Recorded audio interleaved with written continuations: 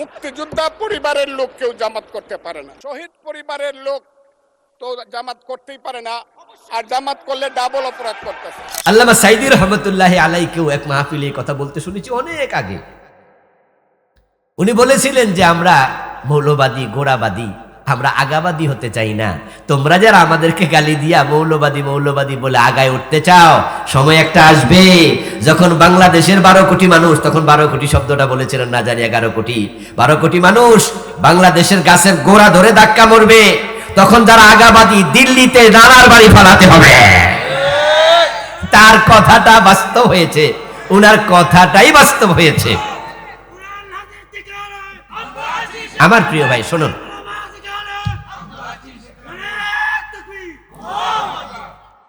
আমাদেরকে তারা ধর্মান্ধ বলে, মৌলবাদী বলে, যাই বলুক, তাই বলে কি আমরা রাগ কইরা কোরআন হাদিসের বাইরে চলে যাব? আধুনিক বুঝানোর জন্য আমার বউরে বেপরদায় ঘোরাবো? এ সুযোগ আমাদের নাই, আমরা গোড়াতে আছি। তো জান্নাতে কারা যাবে? যারা ঠিক এই গোড়াতেই থাকবে। কদ আফলাহাল মুমিনুন, মুমিনরা সফল, সফলতার নাম জান্নাত। এখন মুমিনকে, এটাই হলো বড় জটিল প্রশ্ন। আমরা যারাই কালেমা পড়েছি, আমরা তো সবাই নিজেদেরকে মুমিন দাবি করছি। যারা কাদিয়ানি তারাও নিজেদেরকে মুমিনই বলে, অথচ আমরা যারা আছি বাংলাদেশে কাদিয়ানি নই। এমন সব আলেম একসাথে ফতুয়া দিয়েছি কাদিয়ানি হলো কাফের। শোনেন না আপনারা? ওরা বলে ওরা মুমিন, তাই তারা 5 ওয়াক্ত নামাজ পড়ে, রমজানের রোজা রাখে।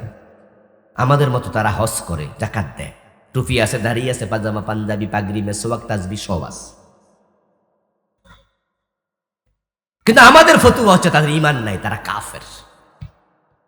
এবং এই কয়দিন আগে ঢাকাতে খতমে নবুয়ত সম্মেলন হয়েছে, এই মাত্র মাসখানেক হলো, কয়েক লাখ লোক সাহারাওয়াত উদ্যানে একসাথে হয়েছিল।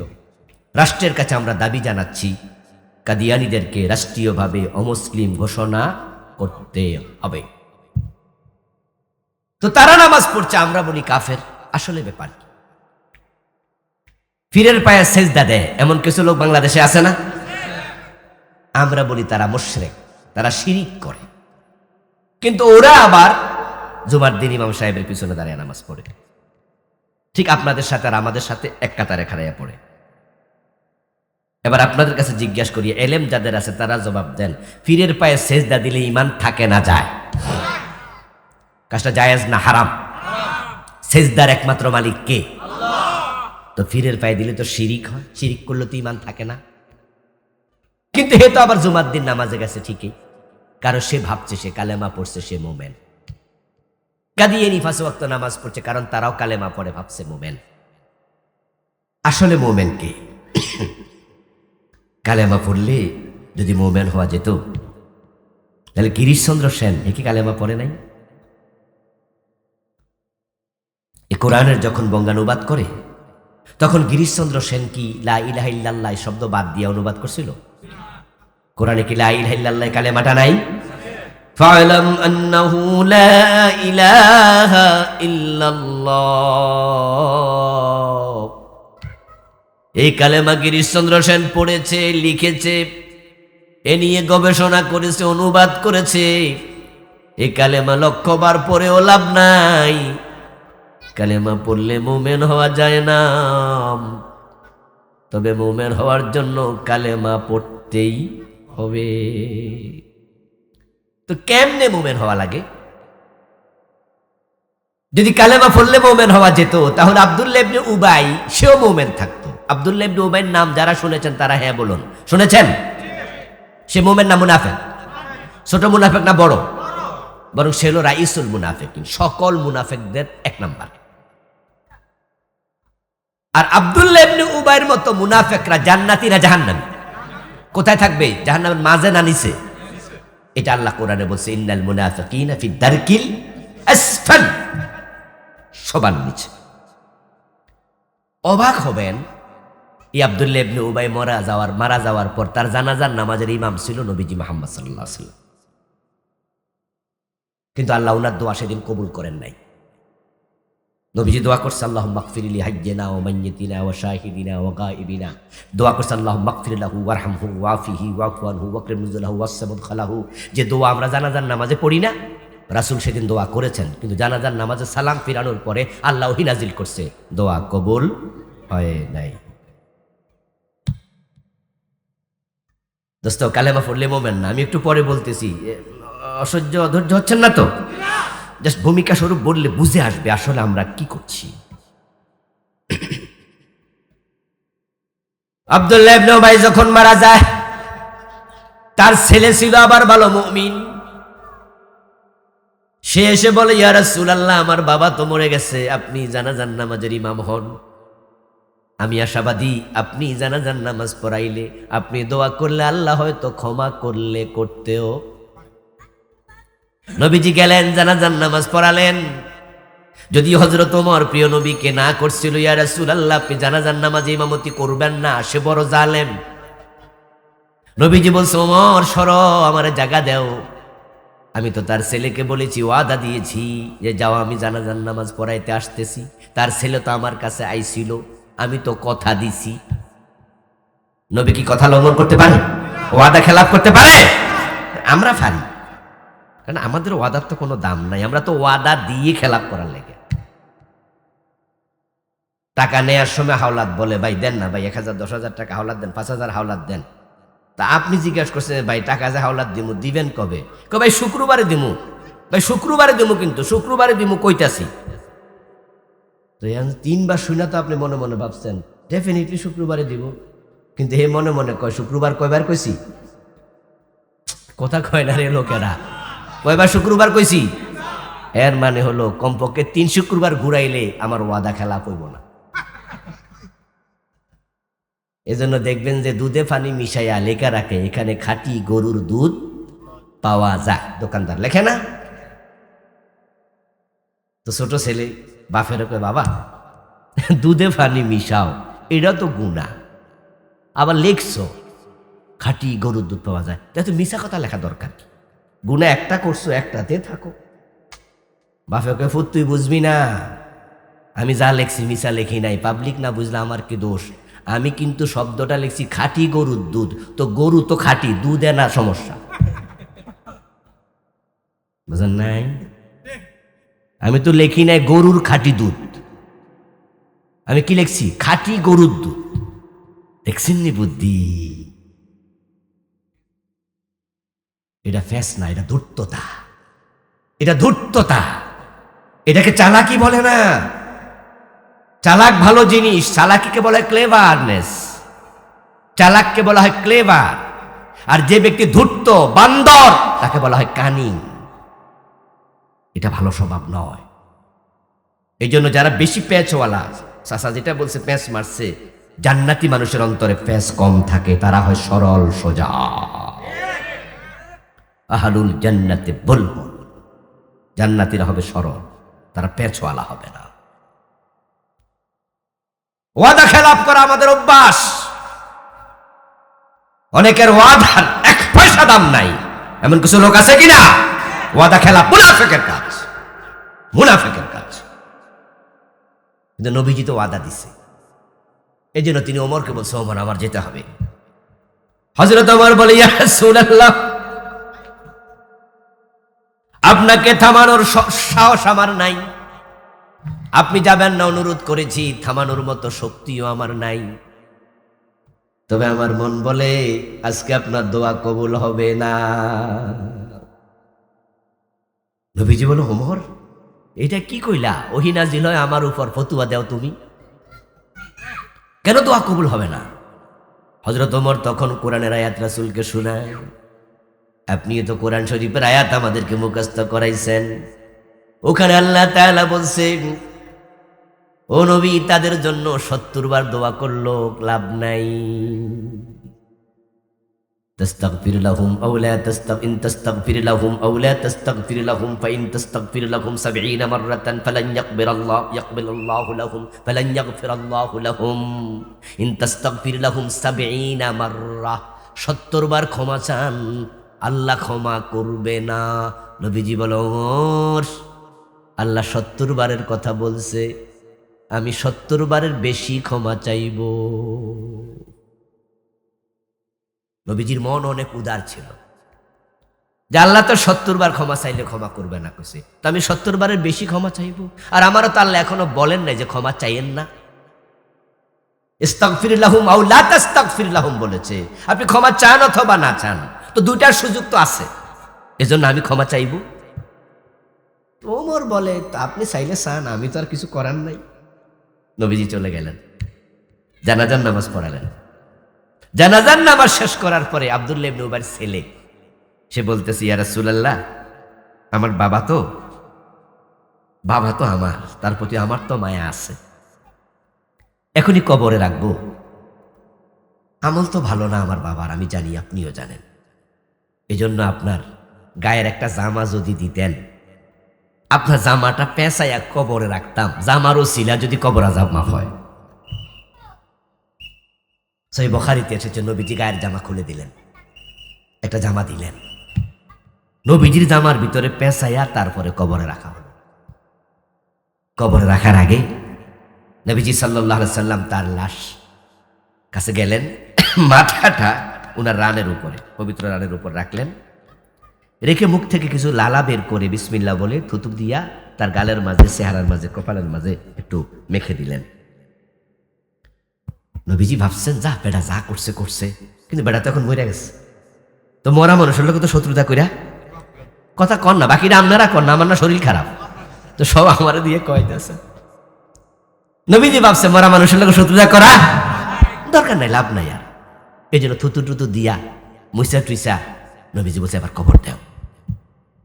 কবরে দিছে, মাটি সমান করে দিল, জিবরিল আমিন হাজির। ওয়ালা তুসাল্লি আলা আহাদিম মিনহুম মাতা আবাদা, পানি যদি না ভাঙে, যতই ব্যথা হোক, নামাজের সময় হলে তখনও নামাজ পড়ো। ও মা, তুমি দাঁড়িয়ে পারো না, বসে পড়ো, বসে পারো না, শুয়ে যাও, ফরজ নামাজটা ইশারায় হলেও পড়ো। সূর্য, আপনার নৌকা ডুবে গেছে, সাঁতার কাটছেন, হুঁশ আছে, দেখছেন সূর্য ডুবন্ত, তখন সাঁতার কাটতে কাটতে নামাজ পড়ো, নামাজ মাফের কোন নিয়ম। কথা বলার সময় আর নেই, থেমে যাচ্ছি। এখন এই নামাজটাও তো নবীজির সুন্নাহর মতো হওয়া লাগবে, ঠিক না? কিন্তু নামাজে তো ভুলের অভাব নাই। সলাত নিয়ে আমার লেখা বইটাতে আমি 20টার মতো নামাজে বাংলাদেশে চলমান ভুল লিখেছি। হাদিস থেকে প্রমাণ করেছি যে আমাদের এটা নাই, যে আমরা করছি। ইমাম যখন ভুল করে আমরা লোকমা দেই না, হাদিসে আছে সুবহানাল্লাহ পড়বে, আল্লাহু আকবার নয়। কিন্তু বাংলাদেশের লোকমা দেয় কি বইলা, কে ঢুকালো এখানে আল্লাহু আকবার? قال رسول الله صلى الله عليه وسلم للرجال التسبيح وللنساء التصفيق, পুরুষরা সুবহানাল্লাহ বলবে, নারীরা হাতের উপরে হাত আওয়াজ দেবে যদি তারা মসজিদে থাকে। কিন্তু কে ঢুকাইলো আল্লাহু আকবার জানি না। আমরা নামাজ পড়ি, দেখি কত মানুষ নামাজের মাঝে এত কিছু ভুল করে, যেগুলো বলতে গেল দ্বিধা লাগে, কারণ সমাজে এগুলো চলমান। আজানে ভুল, আজানের জবাবে ভুল, আজানের শুরুতে ভুল, আজানের শেষে ভুল, কত রকমের ভুল চলছে। সুন্নাহ মোতাবেক আমল না হলে আমল কবুল হবে? এই যে আমার একটা ঘর আছে, কত মানুষ তো আছে দুনিয়াতে, ঘরটাও আমার তো একটা সাইকেল আছে, কত মানুষ আছে পায়ে নাই, সাইকেল চালাবো কি দিয়া? পা নাই এমন মানুষকে পৃথিবীতে নাই, স্কেচে বট দিয়া চলে। আপনার তো সাইকেল আছে, আপনি সাইকেল চালাইছেন। কত মানুষ আছে বিয়ে করতে পারে না, সামর্থ্য নেই, বউ পালার সামর্থ্য নেই। এই জাতীয় মানুষেরা তারা স্বল্পে সন্তুষ্ট হয়, আর যারা স্বল্পে সন্তুষ্ট হয় তারা দেখে নেয়ামতের অভাব নাই, কত নেয়ামত আল্লাহ আমারে দিছে। এই জন্য তারা বেশি বেশি পড়ে আলহামদুলিল্লাহ। আমরা কি হতভাগা হব? আমরা বেশি বেশি কৃতজ্ঞ হব। আর আপনি যখন কৃতজ্ঞ হবেন, আল্লাহ আপনাকে আরো বাড়াইয়া দেবেন, নেয়ামত তিনি দেবেন আর কেড়ে নেবেন না। আর মরার পরে এমন জান্নাত দেবেন যেখানে ঢুকাইলে আর কোনোদিন বের করবেন না। আর যদি অকৃতজ্ঞ হন, ওলা ইন কাফারতুম ইন্না আযাবি লাশাদীদ। কোটি কোটি টাকার মালিক ছিল, এখন পথের ফকির, এমন লোক নাই? আল্লাহ কাঙ্গাল বানিয়ে ছেড়ে দেবে। অনেক কিছু ছিল, সব কেড়ে নিয়ে যাবে, প্যারালাইজড বানিয়ে দেবে। তখন আপনি আর নড়তে চড়তে পারবেন না, শুয়ে থাকবেন সোজা হাসপাতালের বেডে। এই জন্য আল্লাহ কখন কারে কি করে বলা যায় না। তাই আপনি আলহামদুলিল্লাহ পড়বেন, শুকরিয়া করবেন। আল্লাহ বলে লা আযীদান্নাকুম, আমি নিয়ামত বাড়াবো। আর আল্লাহ কখনো ওয়াদা খেলাফ করেন না।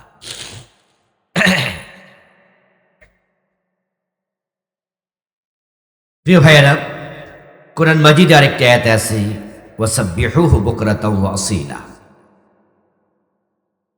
হে দুনিয়ার মুমিনেরা, তোমরা সকাল সন্ধ্যা আল্লাহর তাসবিহ পড়ো। ইয়া আইয়ুহাল্লাযীনা আমানু যকুরুল্লাহা যিকরান কাসীরা ওয়াসাব্বিহুহু বুকরাতাও ওয়া আসীলা। তোমরা আল্লাহর বেশি বেশি জিকির করো আর সকাল সন্ধ্যা তাসবিহ পড়ো। এখন তো সন্ধ্যা না? সন্ধ্যা না এখন? এই জন্য আমরা শুরুতে তাসবিহ পড়ছি, সুবহানাল্লাহি ওয়া বিহামদিহি সুবহানাল্লাহিল আযীম। পড়ি নাই আমরা? এগুলো অভ্যাস করবেন,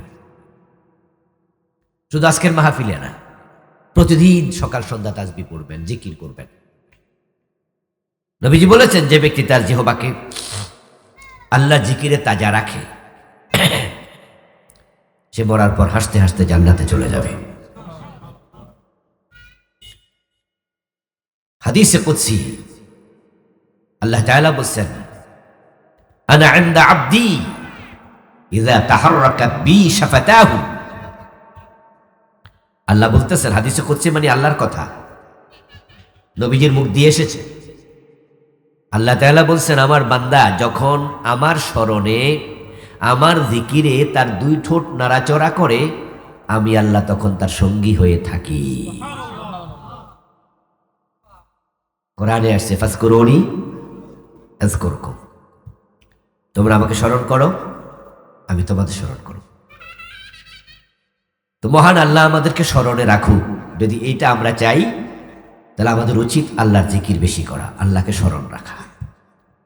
করবেন তো ইনশাআল্লাহ? চুপ করে আছেন? চুপ করে না থেকে সুবহানাল্লাহ পড়ুন। দোকানে বসে আছেন, কাস্টমার নাই, দোকানে তখন ইস্তেগফার করুন, বসে বসে দুরূদ শরীফ পড়ুন। রাস্তায় দাঁড়িয়ে আছেন, গাড়ি আসছে না, দাঁড়ায় অবস্থায় জিকির করা যায় না? জিকির করুন, আল্লাহকে স্মরণ করুন। শুয়ে আছেন, ঘুম ধরছে না, ঘুমের একটা ওষুধ হচ্ছে জিকির। আপনি জিকির করবেন, দেখবেন যে কিছুক্ষণ পর ঘুম চলে আসছে। অনেক সময় আমরা দুনিয়াতে কিছু বিপদ মুসিবতে পড়ে যাই, যখন আমরা হয়রান হই, সাহায্য পাই না, অন্তরটা বড় অশান্ত থাকে, তখন আল্লাহ তাআলা কোরআনে বলছেন, আলা বিযিকরিল্লাহি তাতমাইন্নুল কুলুব। মাশাআল্লাহ মাশাআল্লাহ,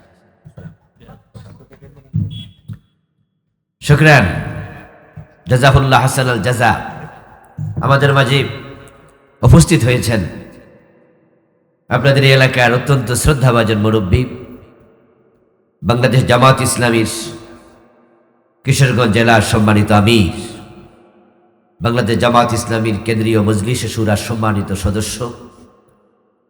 এই আসন থেকে আগামী নির্বাচনে যিনি আপনাদের খেদমতে সংসদ সদস্য হওয়ার জন্য সংগঠন ওনাকে মনোনয়ন দিয়েছে, প্রার্থী বানিয়েছে, মহতারাম প্রফেসর রমজান আলী স্যার। আল্লাহ স্যারকে দেশ জাতির সেবার জন্য এই সংসদের এমপি হিসাবে কবুল করুন। স্যার আসেননি কিছুক্ষণ? আচ্ছা, একটু কিছুক্ষণ থাকেন, 10-20 মিনিট। আচ্ছা, না একটু সালামটা দিয়ে যান, আরো 2-4 জন আসুক আর কি। 10 মিনিট সময় দেওয়া যাবে? আচ্ছা, লোকজন আসলে একটু সালাম দিয়ে ছাড় যাবে ইনশাআল্লাহ। এখন তো খুব ব্যস্ততা। বলছিলাম আমরা আল্লাহকে স্মরণ করার মানে হলো আল্লাহ আমাদের স্মরণ করে। আলা বিযিক্রিল্লাহি তাতমাইন্নুল কুলুব, অন্তরে অশান্তি আছে। কোরআনে আল্লাহ বলছেন আমার স্মরণে আমি অন্তরের প্রশান্তি রেখেছি। আল্লাহর জিকির করলে মানুষের অন্তর প্রশান্ত হয়। আর আমরা জানি যে আল্লাহ কখনো ভুল কথা বলেন না। এই জন্য জিকির আসকারে বেশি রত থাকা উচিত। তো আলহামদুলিল্লাহ আমরা শুরুতে কয়েকবার জিকির এজন্যই করলাম, এটা আমরা প্র্যাকটিসে নিতে চাই। সাহাবায়ে কেরামের একটা চরিত্র ছিল, ওনারা রাতের বেলা তাহাজ্জুদে দাঁড়িয়ে থাকতেন, অবসরে জিকিরে মশগুল থাকতেন, আবার যুদ্ধের মাঠে তলোয়ার নিয়ে মুজাহিদ হয়ে ঝাঁপিয়ে পড়তেন। যুদ্ধের মাঠেও আছে, আবার তাহাজ্জুদের বিছানাতেও আছে। মুখে জিকির ছিল, হাতে তলোয়ার ছিল। এই জন্যই তাদের কাছে আসমান থেকে সাহায্য তাড়াতাড়ি নাজিল হয়েছিল। ৩১৩ জন বদরের যুদ্ধে তাদের সাহায্যের জন্য ফেরেশতা এসেছে ৫,০০০। তাদের মতো যদি মান আমরা তৈরি করতে পারি, সাহায্য আমাদের কাছে আসবে ইনশাআল্লাহ। সম্মানিত ভাইয়েরা, আমি আপনাদের সম্মুখে পবিত্র কোরআন মাজিদ থেকে সূরাতুল মুমিনুনের প্রথম ৫টি আয়াতে কারিমা তেলাওয়াত করেছি। কণ্ঠটা ভালো নয়, একটু সর্দি কাশ লেগেছে গতকাল থেকে। আল্লাহর কাছে সাহায্য চাই, আল্লাহ যেন এই আয়াতগুলোর আলোকে কিছু কথা বলার তৌফিক দেয়। বলেন আমিন। বক্তাদের প্রথম পুঁজি হলো কণ্ঠ, দ্বিতীয় পুঁজি ইলম, এরপরে বাকি যা কিছু আছে আল্লাহর রহমত সবগুলোই। কিন্তু কণ্ঠ যদি ভালো না থাকে বলবে কিভাবে? এই জন্য আল্লাহ তাআলা দোয়াও শিখিয়েছেন, রব্বি ইশরাহ লি সাদরি ওয়া ইয়াসসির লি আমরি ওয়াহলুল উকদাতাম মিন লিসানি। আল্লাহ আমার জিহবার আড়ষ্টতা দূর করে দাও। ইয়াফকাহু কওলি, মানুষ যেন আমার কথা বোঝে। এটা কোরআনের দোয়া। তো সূরাতুল মুমিনুনের প্রথম ৫টি আয়াত পড়লাম। এই সূরাতে আল্লাহ তাআলা প্রথম ৫টি আয়াতে কিছু মেসেজ আমাদের দিয়েছেন, যদিও নাজিল হয়েছিল একসাথে ১১টি আয়াত। তো একদিনের আলোচনা এতগুলো বলা যায় না, বিদায় আমি অল্প করে পড়ছি। নবীর উপর সূরাল মুমিনুনের প্রথম আয়াতগুলো যখন নাজিল হয়, হযরত ওমর রাদিয়াল্লাহু তাআলা আনহু সেখানে উপস্থিত ছিলেন। ওমর রাদিয়াল্লাহু তাআলা আনহু বলছেন, হঠাৎ করে দেখি নবীজি সাল্লাল্লাহু আলাইহি ওয়াসাল্লামের হালত পরিবর্তন হয়ে গেল। তিনি চুপসে গেলেন, কথাবার্তা বন্ধ করে দিলেন। আমরা তখন ধারণা করে নিলাম প্রিয় নবীজির উপরে কোরআন নাজিল হচ্ছে। ওহী নাজিলের সময় রাসূলুল্লাহর হালের পরিবর্তন হতো। মা আয়েশা বলেছেন যে কখনো কখনো প্রচন্ড শীতের মাঝে নবীজির কপালে বিন্দু বিন্দু ঘাম দেখা যেত। ওহী খুব ভারী জিনিস। সানুলকি আলাইকা কাওলান সাকিলা, আল্লাহ বলছে আমি আপনার কাছে বড় ভারী জিনিস অবতীর্ণ করছি। তো নবীজির হালতের পরিবর্তন দেখে সাহাবারা বুঝতেন। কিছুক্ষণ পর হালতটা আবার ফিরে আসলো। এবার রাসূল সাল্লাল্লাহু আলাইহি ওয়াসাল্লাম সাহাবায়ে কেরামের সাথে কথা বললেন। উনি যে হালতে ছিলেন, হালত পরিবর্তন হলো। এবার তিনি কাবার দিকে মুখ ফিরিয়ে বসলেন। বসে তিনি একটি দোয়া করলেন, আল্লাহুম্মা জিদনি ওয়ালা তুনকিসনি, আকরিমনি ওয়ালা তুহিন্নি, আতিনি ওয়ালা তুহরিমনি, আথিরনি ওয়ালা তুসির আলাইয়া, ওয়ারদিনি ওয়ারদা আন্নি ইয়া আকরামাল আকরামিন। নবীজি দোয়াটা পড়লেন। দোয়াটা পড়ে শেষ করে এবার তিনি বলছেন, আমার সাহাবারা শোনো, এইমাত্র আমার কাছে আল্লাহ তাআলা কিছু আয়াত নাজিল করলেন। এই আয়াতে কারিমাগুলোর আমল বাস্তব জীবনে যে নেবে সে ডাইরেক্ট জান্নাতুল ফেরদাউসে চলে যাবে। উলাইকা হুমুল ওয়ারিসুন আল্লাযীনা ইয়ারিসুনাল ফিরদাউসা হুম ফিহা খালিদুন। আল্লাহ তাআলা 11 নম্বর আয়াতে বলতেছে উলাইকা হুমুল ওয়ারিসুন, এই মানুষগুলো হবে মালিক, ওয়ারিস। কিসের ওয়ারিস? আল্লাযীনা ইয়ারিসুনাল ফিরদাউস, তারা হবে জান্নাতুল ফিরদাউসের মালিক। সুবহানাল্লাহ। আল্লাহর বানানো জান্নাত হলো 8টা। জান্নাতের 8টা স্তর, 8টা দরজা, 8টি জান্নাত। তার মাঝে সবচেয়ে বড় জান্নাতের নাম জান্নাতুল ফিরদাউস।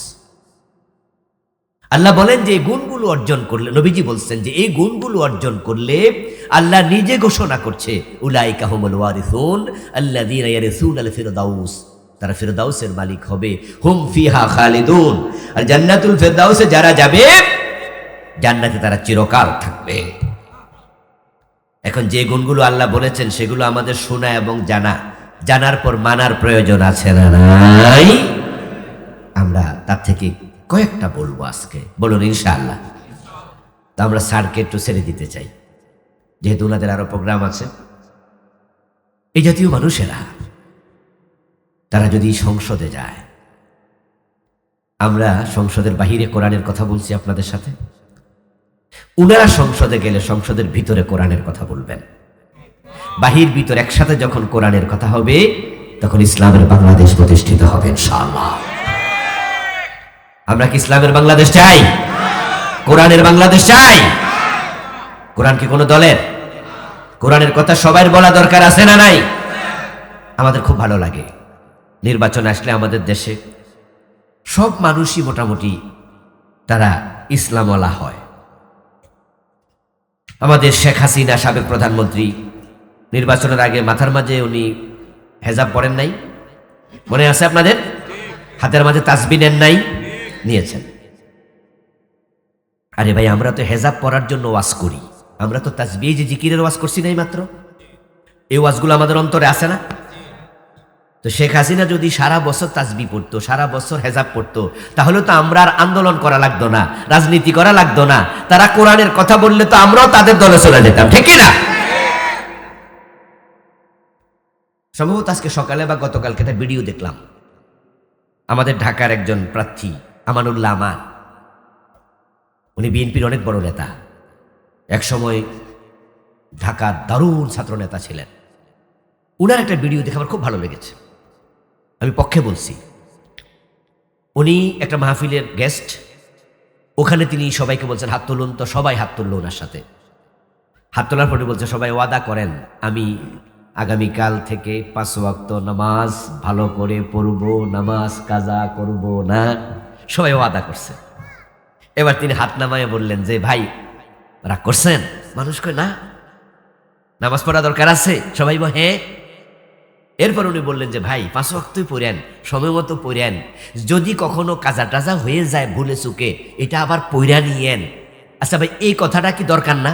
এই যে আমি এখন উনার কথাটা বললাম, এই ওয়াজটা তো আমরাই করি, ঠিক কিনা? কিন্তু সমস্যা হইল নির্বাচন গেলে গা উনারা এই ওয়াজটা আর করে না। নির্বাচনের পরে শেখ হাসিনার মাথা হেজাবটা রাখলো না। যদি আমাদের দেশের সকল নেতারা নির্বাচনের সময় যেমন টুপি মাথায় দেয়, ইসলামের পক্ষে আসে, পুরাটা জীবন ইসলামের পক্ষে চলে আসতো, তাহলে আমরা হুজুররা আলাদা রাজনীতি করা লাগতো না, ঠিক কিনা?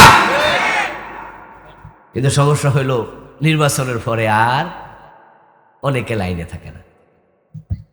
কিন্তু আলহামদুলিল্লাহ এই জাতীয় লোক, রমজান আলী স্যারদের মতো লোকেরা, উনি কোনোদিন এমপি হয় নাই, এবার প্রথম জীবনে দাঁড়াইছে।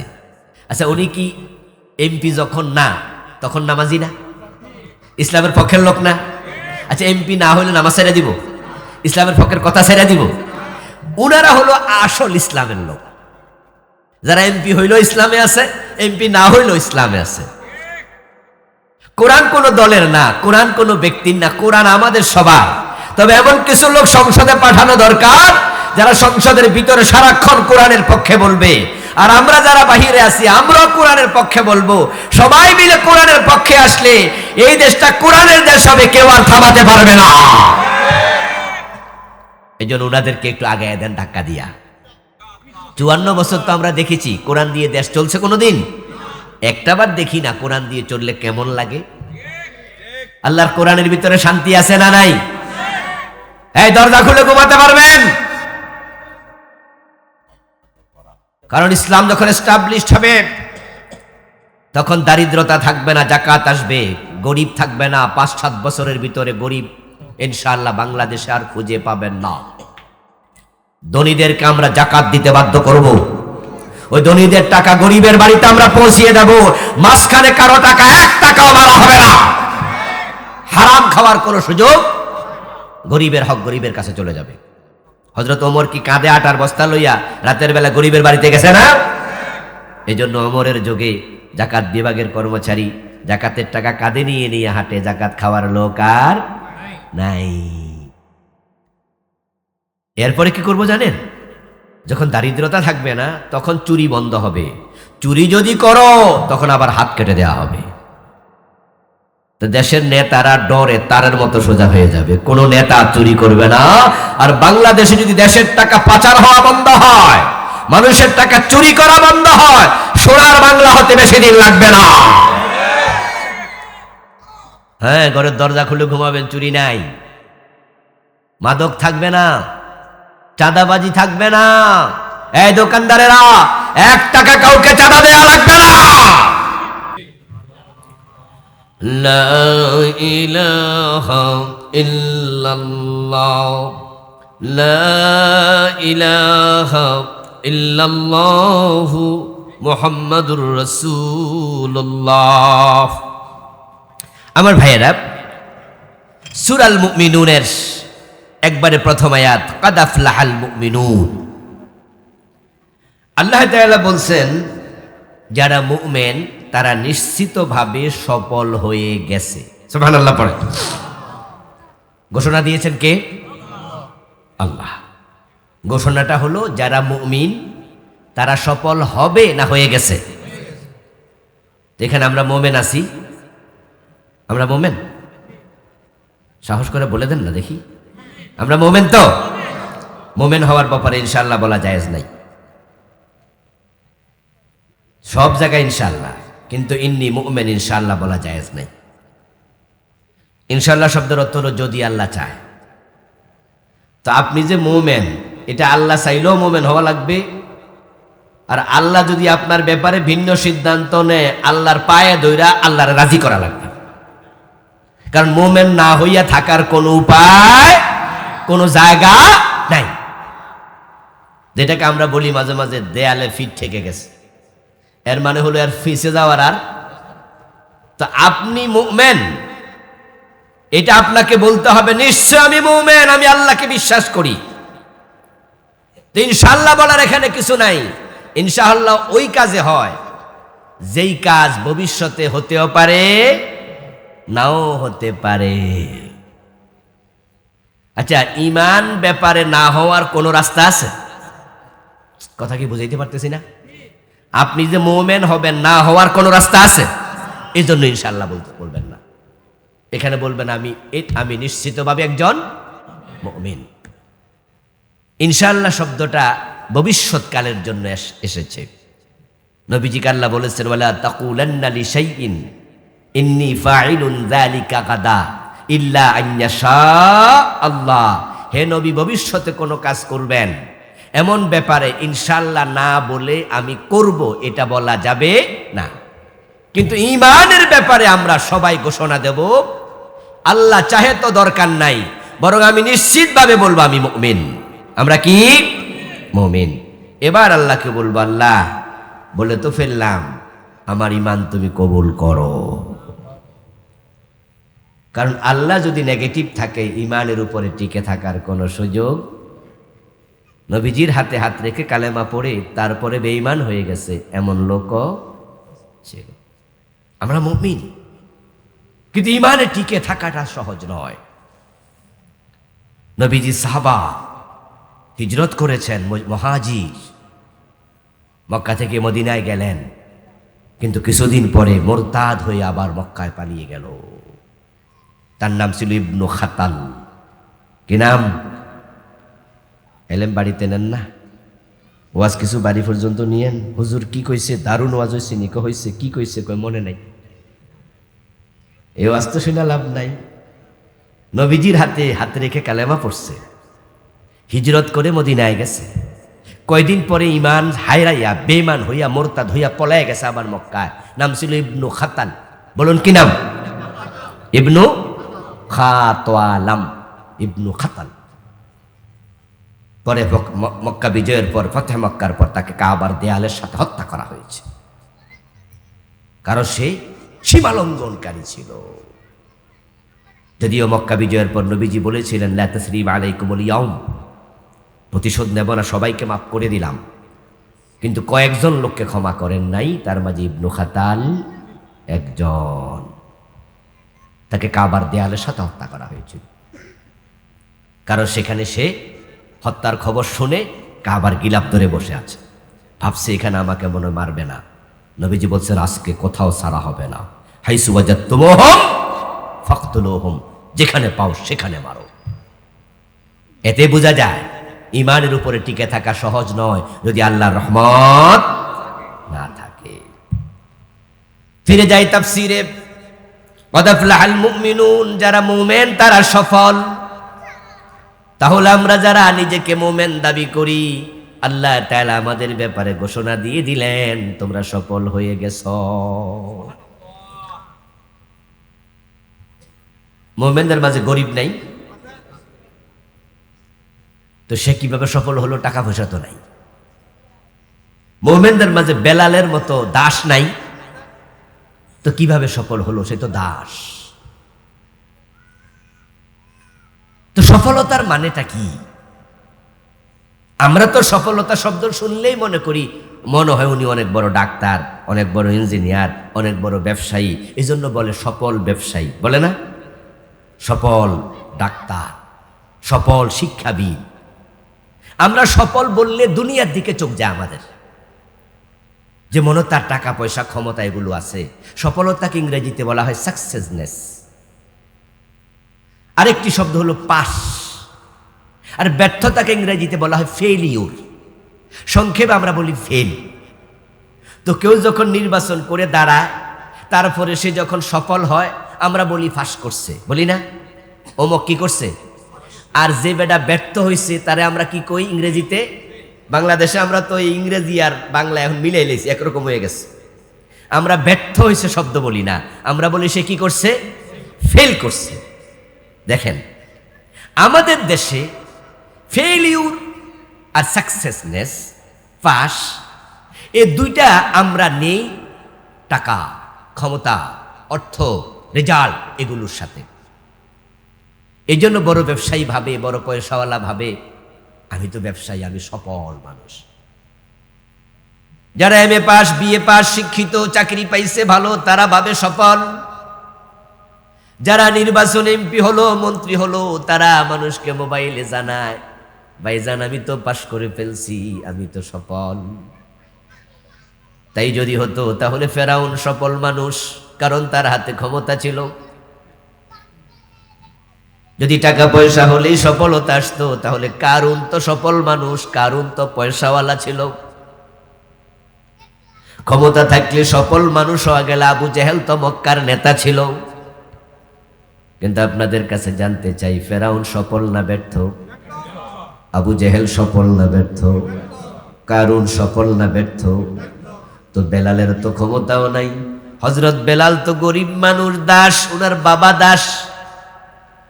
উনার বাড়ি ছিল ইথিওপিয়ায়। বংশানুক্রমিক ভাবে তারা আরব দেশে দাসত্ব করেছে। উনার বাবা দাস, মা দাসী, উনি দাস। থাকার জন্য ঘরটাও ছিল না। তাই হযরত বেলাল আহলে সুপার অধিবাসী ছিলেন। নবীজির মসজিদের বারান্দায় ঘুমাতেন 70 জন সাহাবী। কখনো বাড়তো, কখনো কমতো। হযরত বেলাল ছিলেন তাদেরই একজন। থাকার ঘর নাই, খাওয়ার জন্য খাবার নাই। আবু হুরায়রাও তাদের একজন ছিলেন, সবচেয়ে বড় মুহাদ্দিস। লাগাতার 3 দিন না খায়া থাকে। ওই বেলালের হাতে ক্ষমতা নাই, বেলালের টাকা নাই, থাকার ঘর নাই, হাতে কিছু নাই। আওয়াজ দিয়ে বলুন তো সবাই, বেলাল ব্যর্থ না সফল? তাহলে সফলতার নাম ক্ষমতা নয়, টাকা নয়। বেলাল সফল, কারণ বেলাল জান্নাতি মানুষ, দুনিয়ায় থাকতে জান্নাত পাইছে।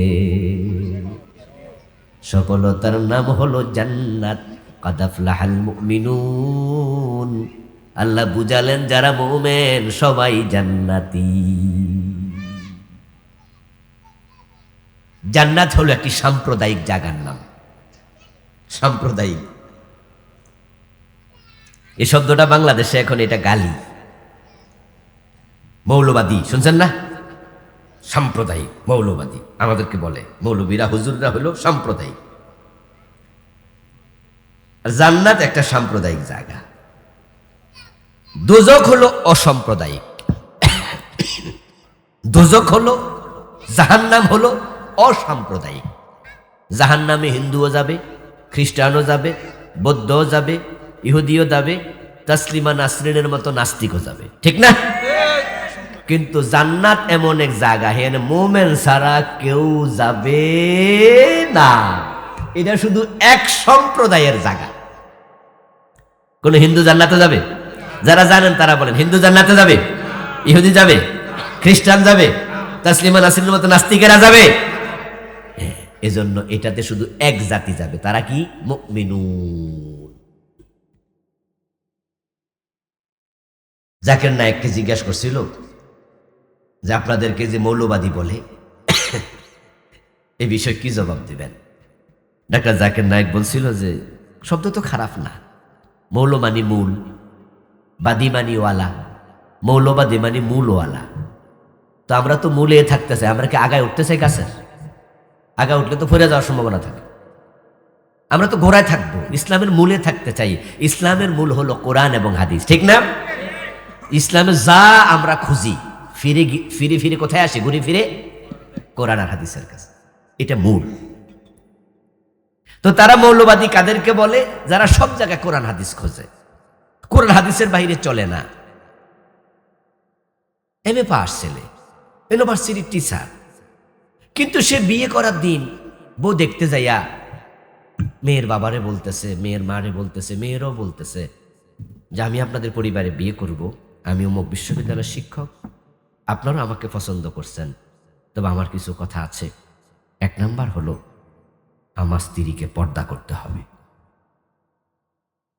আমি ইউনিভার্সিটির প্রফেসর, এই জন্য আপনারা ভাববেন না যে আমার কাছে বিয়ে দিলে আপনার মেয়ে যেমনে তেমনে চলবে। আমার বউ কিন্তু বোরকা ছাড়া। তখন শ্বশুর শাশুড়ি কয়, কি রে, আরেক মৌলবাদী, বুঝেন নাই? যে আমাদের মাইয়া তো বিশ্ববিদ্যালয়ে পড়ুয়া মাইয়া, জীবনে কোনোদিন বোরকা পরে চলে নাই, এখন তোমার ঘরে গেলে বোরকা পড়তে হবে। বাবা এটা কি কও? বলে হ্যাঁ। আচ্ছা শুনলাম, আর তোমার আর কি কথা আছে? বাবা আমি বেতন পাই কত, কথা ক্লিয়ার হওয়া দরকার। ইউনিভার্সিটিতে পড়াই আমি 50,000 60,000 টাকা মাসে বেতন পাই।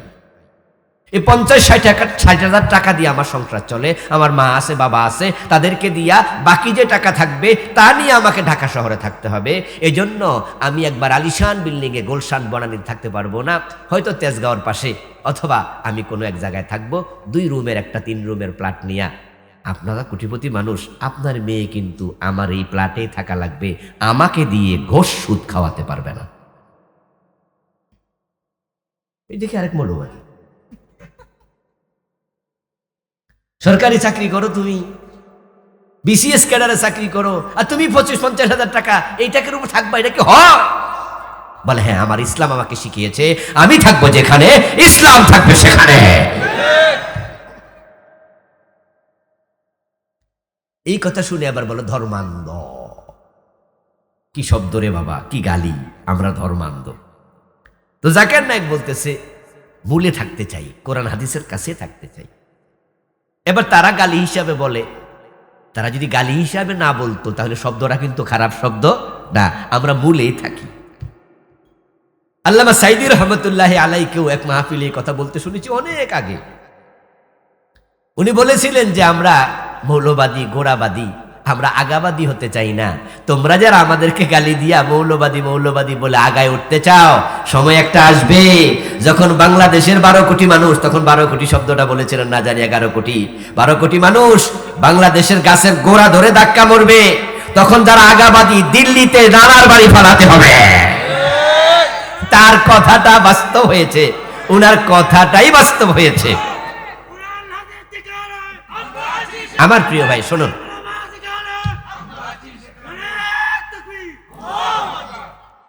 আমাদেরকে তারা ধর্মান্ধ বলে, মৌলবাদী বলে, যাই বলুক, তাই বলে কি আমরা রাগ কইরা কোরআন হাদিসের বাইরে চলে যাব? আধুনিক বোঝানোর জন্য আমার বউরে বেপরদায় ঘোরাবো?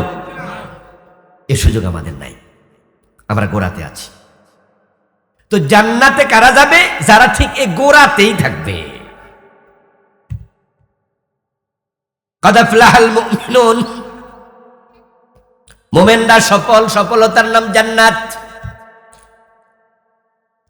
এখন মুমিনকে, এটাই হলো বড় জটিল প্রশ্ন। আমরা যারাই কালেমা পড়েছি, আমরা তো সবাই নিজেদেরকে মুমিন দাবি করছি। যারা কাদিয়ানি তারাও নিজেদেরকে মুমিনি বলে, অথচ আমরা যারা আছি বাংলাদেশে কাদিয়ানি নই। এমন সব আলেম একসাথে ফতুয়া দিয়েছি কাদিয়ানি হলো কাফের। শোনেন না আপনারা? ওরা বলে ওরা মুমিন, তাই তারা 5 ওয়াক্ত নামাজ পড়ে, রমজানের রোজা রাখে। আমাদের মতো তারা হজ করে, যাকাত দেয়, টুপি আছে, দাড়ি আছে, পাজামা পাঞ্জাবি পাগড়ি মেসওয়াক তাসবিহ সব আছে। কিন্তু আমাদের ফতুয়া হচ্ছে তাদের ঈমান নাই, তারা কাফের। এবং এই কয়দিন আগে ঢাকাতে খতমে নবুয়ত সম্মেলন হয়েছে, এই মাত্র মাসখানেক হলো, কয়েক লাখ লোক সাহারাওয়াত দুধদান একসাথ হয়েছিল। রাষ্ট্রের কাছে আমরা দাবি জানাচ্ছি কাদিয়ানীদেরকে রাষ্ট্রীয়ভাবে অমুসলিম ঘোষণা করতে হবে।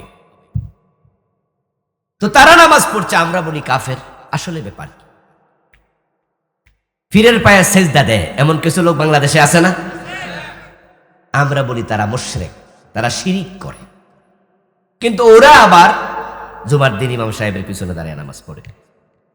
ঠিক আপনাদের সাথে আর আমাদের সাথে এক কাতারে খাড়াইয়া পড়ে। এবার আপনাদের কাছে জিজ্ঞাসা করি, এলেম যাদের আছে তারা জবাব দেন, পীরের পায়ে সেজদা দিলে ঈমান থাকে না যায়? কাজটা জায়েজ না হারাম? সেজদার একমাত্র মালিক কে? তো পীরের পায়ে দিলে তো শিরিক হয়, শিরিক করলে তো ঈমান থাকে না। কিন্তু হে তো আবার জুমার দিন নামাজে গেছে ঠিকই, কারণ সে ভাবছে সে কালেমা পড়ছে, সে মোমেন। কাদিয়ানী 5 ওয়াক্ত নামাজ পড়ছে, কারণ তারাও কালেমা পড়ে, ভাবছে মোমেন। আসলে মোমেন কে? কালেমা পড়লে যদি মোমেন হওয়া যেত, তাহলে গিরিশচন্দ্র সেন একে কালেমা পড়ে নাই? এ কোরআনের যখন বঙ্গানুবাদ করে, তখন গিরিশচন্দ্র সেন কি লা ইলাহা ইল্লাল্লাহ শব্দ বাদ দিয়ে অনুবাদ করছিল? কোরআনে কি লা ইলাহা ইল্লাল্লাহ কালেমাটা নাই? ফা'লাম আন্নাহু লা ইলাহা ইল্লাল্লাহ, এই কালেমা গিরিশচন্দ্র সেন পড়েছে, লিখেছে, এ নিয়ে গবেষণা করেছে, অনুবাদ করেছে। এই কালেমা 1,00,000 বার পড়েও লাভ নাই। কালেমা পড়লে মুমিন হওয়া যায় না, তবে মুমিন হওয়ার জন্য কালেমা পড়তেই হবে। তো কেমনে মুমিন হওয়া লাগে? যদি কালেমা পড়লে মুমিন হওয়া যেত, তাহলে আব্দুল্লাহ ইবনে উবাই সেও মুমিন থাকতো। আব্দুল্লাহ ইবনে উবাইয়ের নাম যারা শুনেছেন তারা হ্যাঁ বলুন, শুনেছেন? সে মুমিন না মুনাফিক? ছোট মুনাফিক না বড়? বরং সে হলো রাইসুল মুনাফিকিন, সকল মুনাফিকদের 1 নাম্বার। আর আব্দুল্লাহ ইবনে উবাইয়ের মতো মুনাফিকরা জান্নাতি না জাহান্নামী? কোথায় থাকবে? জাহান্নামের মাঝে না নিচে? এটা আল্লাহ কোরআনে বলছে, ইন্নাল মুনাফিকিনা ফি দারকিল আসফাল, সবার নিচে। অবাক হবেন, এই আব্দুল্লাহ ইবনে উবাই মারা যাওয়ার পর তার জানাজার নামাজের ইমাম ছিল নবীজি মুহাম্মদ সাল্লাল্লাহু আলাইহি ওয়াসাল্লাম। কিন্তু আল্লাহ উনার দোয়া সেদিন কবুল করেন নাই। নবীজি দোয়া করছে, আল্লাহুম্মা গফির লি হাইয়িনা ওয়া মাইয়িতিনা ওয়া শাহিদিনা ওয়া গায়িবিনা। দোয়া করছে, আল্লাহুম্মা গফির লাহু ওয়ারহামহু ওয়াফিহি ওয়াফু আনহু ওয়াকরিম নুজুলাহু ওয়াসসাবুদ খালাহু। যে দোয়া আমরা জানাজার নামাজে পড়ি না, রাসূল সেদিন দোয়া করেছেন, কিন্তু জানাজার নামাজে সালাম ফিরানোর পরে আল্লাহ ওহী নাজিল করছে, দোয়া কবুল হয় নাই। দোস্ত কালেমা পড়লে মোমেন না, আমি একটু পরে বলতেছি, অসহ্য অধৈর্য হচ্ছেন না তো? জাস্ট ভূমিকা স্বরূপ বললে বুঝে আসবে আসলে আমরা কি করছি। আব্দুল্লাহ ইবনে উবাই যখন মারা যায়, তার ছেলে ছিল আবার ভালো মুমিন। সে এসে বলে, ইয়া রাসূলুল্লাহ, আমার বাবা তো মরে গেছে, আপনি জানাজার নামাজের ইমাম হন, আমি আশাবাদী আপনি জানাজার নামাজ পড়াইলে, আপনি দোয়া করলে আল্লাহ হয়তো ক্ষমা করলে করতেও। নবীজি গেলেন, জানাজার নামাজ পড়ালেন। যদি হযরত ওমর প্রিয় নবীকে না করছিল, ইয়া রাসূলুল্লাহ, আপনি জানাজার নামাজে ইমামতি করবেন না, সে বড় জালেম। নবীজি বলছে, ওমর সরো, আমার জায়গা দাও, আমি তো তার ছেলেকে বলেছি, ওয়াদা দিয়েছি যে যাও, আমি জানাজার নামাজ পড়াইতে আসতেছি। তার ছেলে তো আমার কাছে আইছিল, আমি তো কথা দিছি। নবী কি কথা লঙ্ঘন করতে পারে? ওয়াদা খেলাফ করতে পারে? আমরা পারি, কারণ আমাদের ওয়াদার তো কোনো দাম নাই, আমরা তো ওয়াদা দিয়ে খেলাফ করার লেগে। টাকা নেয়ার সময় হাওলাত বলে, ভাই দেন না ভাই, 1,000 10,000 টাকা হাওলাত দেন, 5,000 হাওলাত দেন। তা আপনি জিজ্ঞাসা করছেন, ভাই টাকা যে হাওলাত দিমু, দিবেন কবে? ভাই শুক্রবারে দিমু। ভাই শুক্রবারে দিমু, কিন্তু শুক্রবারে দিমু কইতাছি। তো 3বার শুনে তো আপনি মনে মনে ভাবছেন ডেফিনেটলি শুক্রবারে দিব, কিন্তু হে মনে মনে কয় শুক্রবার কয়বার কইছি? কথা কয় না রে লোকেরা, কয়বার শুক্রবার কইছি? এর মানে হলো কমপক্ষে 3 শুক্রবার ঘুরাইলে আমার ওয়াদা খেলাফ হইব না। এজন্য দেখবেন যে দুধে পানি মিশাইয়া লেখা রাখে, এখানে খাঁটি গরুর দুধ পাওয়া যায়, দোকানদার লেখে না? তো ছোট ছেলে বাপের কয়, বাবা দুধে পানি মিশাও, এটা তো গুনাহ, আবার লেখছো খাঁটি গরুর দুধ পাওয়া যায়, তাই তো মিশা কথা লেখা দরকার কি? গুনাহ একটা করছো, একটাতে থাকো। বাপে কয়, ফুট তুই বুঝবি না, আমি যা লেখছি মিশা লেখি নাই, পাবলিক না বুঝলে আমার কি দোষ? আমি কিন্তু শব্দটা লিখছি খাঁটি গরুর দুধ, তো গরু তো খাঁটি, দুধে না সমস্যা, বুঝেন নাই? আমি তো লেখি নাই গরুর খাঁটি দুধ, আমি কি লিখছি? খাঁটি গরুর দুধ। দেখছেন নি বুদ্ধি? এটা ফ্যাস না, এটা ধূর্ততা, এটা ধূর্ততা, এটাকে চালাকি বলে না। চালাক ভালো জিনিস, চালাকিকে বলা হয় ক্লেভারনেস, চালাককে বলা হয় ক্লেভার। আর যে ব্যক্তি ধূর্ত বান্দর, তাকে বলা হয় কানিং। এটা ভালো স্বভাব নয়। এই জন্য যারা বেশি প্যাঁচওয়ালা, চাচা যেটা বলছে প্যাঁচ মারছে, জান্নাতি মানুষের অন্তরে প্যাঁচ কম থাকে, তারা হয় সরল সোজা। আহলুল জান্নাতে বুলবুল, জান্নাতীরা হবে সরল, তারা প্যাঁচওয়ালা হবে না। ওয়াদা খেলাপ করা আমাদের অভ্যাস। অনেকের ওয়াদার 1 পয়সা দাম নাই, এমন কিছু লোক আছে কিনা? ওয়াদা খেলাপ মুনাফিকের কাজ, মুনাফিকের কাজ। কিন্তু নবীজি তো ওয়াদা দিছে, এই জন্য তিনি ওমরকে বলছে, ওমর আমার যেতে হবে। হযরত ওমর বলে, ইয়া রাসূলুল্লাহ, আপনাকে থামানোর সাহস আমার নাই, আপনি যাবেন না অনুরোধ করেছি, থামানোর মতো শক্তিও আমার নাই, তবে আমার মন বলে আজকে আপনার দোয়া কবুল হবে না। নবীজি বলো, ওমর এটা কি কইলা? ওহী নাজিল হয় আমার উপর, ফতুয়া দাও তুমি, কেন দোয়া কবুল হবে না? হযরত ওমর তখন কোরআনের আয়াত রাসূলকে শোনায়। আপনি তো কোরআন শরীফের আয়াত আমাদেরকে মুখস্থ করাইছেন, ওখানে আল্লাহ তাআলা বলছেন, ও নবী, তাদের জন্য 70 বার দোয়া করলো লাভ নাই। তাস্তাগফির লাহুম আও লা তাস্তাগফির, ইন তাস্তাগফির লাহুম আও লা তাস্তাগফির লাহুম ফাইন তাস্তাগফির লাহুম 70 মাররাতান ফালান ইয়াকবিরাল্লাহু লাহুম, ফালান ইয়াগফিরাল্লাহু লাহুম, ইন তাস্তাগফির লাহুম 70 মাররা, 70 বার ক্ষমা চান, আল্লাহ ক্ষমা করবে না। নবীজি বলো, ওমর আল্লাহ 70 বারের কথা বলছে, আমি 70 বারের বেশি ক্ষমা চাইব। নবীজির মন অনেক উদার ছিল, যে আল্লাহ তো 70 বার ক্ষমা চাইলে ক্ষমা করবে না কইছে, তো আমি 70 বারের বেশি ক্ষমা চাইবো? আর আমারও তো আল্লাহ এখনো বলেন নাই যে ক্ষমা চাইয়েন না। ইস্তাগফির লাহুম আও লা তাস্তাগফির লাহুম বলেছে, আপনি ক্ষমা চান অথবা না চান, তো দুইটার সুযোগ তো আছে, এজন্য আমি ক্ষমা চাইব। ওমর বলে, তো আপনি চাইলে চান, আমি তো আর কিছু করার নাই। নবীজি চলে গেলেন, জানাজার নামাজ পড়ালেন। জানাজার নামাজ শেষ করার পরে আব্দুল্লাহ ইবনে উবাইর ছেলে সে বলতেছে, ইয়া রাসূলুল্লাহ, আমার বাবা তো আমার, তার প্রতি আমার তো মায়া আছে, এখনই কবরে রাখবো। আমল তো ভালো না আমার বাবার, আমি জানি, আপনিও জানেন। এজন্য আপনার গায়ের একটা জামা যদি দিতেন, আপনার জামাটা পেঁচাইয়া কবরে রাখতাম, জামারও ছিলা যদি কবর আযাব মাফ হয়। সহিহ বুখারীতে এসেছে, নবীজি গায়ের জামা খুলে দিলেন, একটা জামা দিলেন, নবীজির জামার ভিতরে পেঁচাইয়া তারপরে কবরে রাখা হলো। কবরে রাখার আগে নবীজি সাল্লাল্লাহু আলাইহি সাল্লাম তার লাশ কাছে গেলেন, মাথাটা উনার রানের উপরে, পবিত্র রানের উপর রাখলেন, রেখে মুখ থেকে কিছু লালা বের করে বিসমিল্লাহ বলে থুতু দিয়া তার গালের মাঝে, চেহারার মাঝে, কপালের মাঝে একটু মেখে দিলেন। নবীজি ভাবছেন, যা বেটা যা করছে করছে, কিন্তু বেটা তো এখন মরে গেছে, তো মরা মানুষের লোক তো শত্রুতা কইরা কথা কন না, বাকিরা আপনারা কন না, আমার না শরীর খারাপ, তো সব আমার দিয়ে কয়তেছে। নবীজি ভাবছে, মরা মানুষের লোক শত্রুতা করা দরকার নাই, লাভ নাই আর।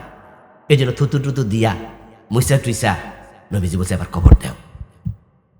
কবরে দিছে, মাটি সমান করে দিল, জিবরিল আমিন হাজির। ওয়ালা তুসাল্লি আলা আহাদিম মিনহুম মাতা আবাদা। পানি যদি না ভাঙে, যতই ব্যথা হোক, নামাজের সময় হলে তখনও নামাজ পড়ো। ও মা, তুমি দাঁড়িয়ে পারো না, বসে পড়ো, বসে পারো না, শুয়ে যাও, ফরজ নামাজটা ইশারায় হলেও পড়ো। সূর্য, আপনার নৌকা ডুবে গেছে, সাঁতার কাটছেন, হুঁশ আছে, দেখছেন সূর্য ডুবন্ত, তখন সাঁতার কাটতে কাটতে নামাজ পড়ো, নামাজ মাফের কোনো নিয়ম নেই। কথা বলার সময় আর নেই, থেমে যাচ্ছি। এখন এই নামাজটাও তো নবীজির সুন্নাহর মতো হওয়া লাগবে, ঠিক না? কিন্তু নামাজে তো ভুলের অভাব নাই। সালাত নিয়ে আমার এই লেখা বইটাতে আমি 20টার মতো নামাজে বাংলাদেশে চলমান ভুল লিখেছি। হাদিস থেকে প্রমাণ করেছি যে আমাদের এটা নাই, আমরা করছি। ইমাম যখন ভুল করে আমরা লোকমা দেই না, হাদিসে আছে সুবহানাল্লাহ পড়বে, আল্লাহু আকবার নয়। কিন্তু বাংলাদেশের লোকমা দেয় কি বইলা? কে ঢুকালো এখানে আল্লাহু আকবার? قال رسول الله صلى الله عليه وسلم للرجال التسبيح وللنساء التصفيق। পুরুষরা সুবহানাল্লাহ বলবে, নারীরা হাতের উপরে হাত আওয়াজ দেবে যদি তারা মসজিদে থাকে। কিন্তু কে ঢুকাইলো আল্লাহু আকবার জানি না। আমরা নামাজ পড়ি, দেখি কত মানুষ নামাজের মাঝে এত কিছু ভুল করে, যেগুলো বলতে গেল দ্বিধা লাগে, কারণ সমাজে এগুলো চলমান।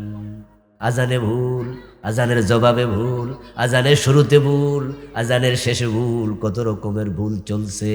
সুন্নাহ মোতাবেক আমল না হলে আমল কবুল হবে? নামাজ পড়া লাগবে, সল্লু কামা রাআইতুমুনি উসাল্লি, নীতি মাথায় রেখে পড়া লাগবে। তো নামাজের ভুলগুলো আমি লিখেছি এই বইতে, আলহামদুলিল্লাহ। আমার লিখে 9টা বই আমাদের ড্রাইভার সাহেবের কাছে আছে, যাওয়ার সময় নিতে পারবেন। ওয়াজ চলমান, আমার পরেও কিন্তু বক্তা আছে, জানেন তো ইনশাআল্লাহ।